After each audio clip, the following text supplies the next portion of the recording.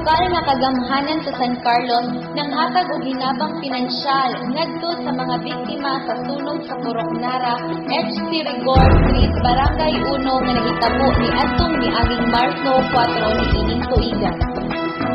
Ang pagpanghatag gihimo ni adtong Abril 14, 2014 dito sa City Hall lobby pagkatapos sa naandang flag raising ceremony sa mga kawani sa gobyerno matag adlaw nga Lunes. Pinanguluhan ni Mayor Gingo Valmayor uban kang City Administrator Greg Santillan, ST Member Eddie Apohin, City Social Welfare and Development Officer Cynthia Merande, mga staff sa CSWDO o CDRRMO.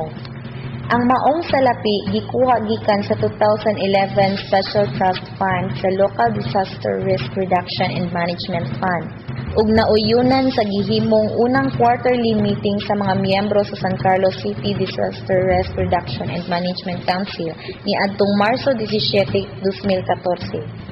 Aprobado ni City Mayor Gingo Valmayor Jr., Chairman sa San Carlos City Disaster Risk Reduction and Management Council, sa gipahigayong quarterly CDRRM Council meeting ang resolution kabahin sa paghatag og 365,000 pesos bilang hinabang sa mga pamilya nga biktima sa sunog.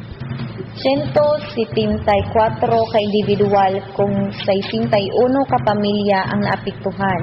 26 ka balay ang hingpit nga naugdaw ug 7 usab ang wala hingpit nga nasunog. Nikabat usab sa 20 ka pamilya ang naapil nga nagpuyo sa balay nga nasunog kun sharer ug 8 ka pamilya ang nag-abang kun renter. Ang mga pamilya kansang balay hingpit nga nasunog nakadawat og tag 10,000 ka pesos samtang ang mga pamilya kansang balay wala hingpit nga nasunog nag-abang og sharer nakadawat og tag 3,000 ka pesos. Sa mensahe nga gihatag ni Mayor Gingo Valmayor, siya nagkanayon nga ang nahitabong sunog dito sa Purok Nara sukwahi kaayo nga panghitabo tungod kay kini nahitabo nga untok gayod sa bulan sa Marso ug diin ang nasod nagsaulog niini bilang Fire Prevention Month. Dugang pa sa mayor nga maayo na lang kay ang sunog wala mokaylap pag-ayo ug walay nasamdan ug walay kinabuhi nga nakalas. Nagatubugan na itong pagpapo ng aso.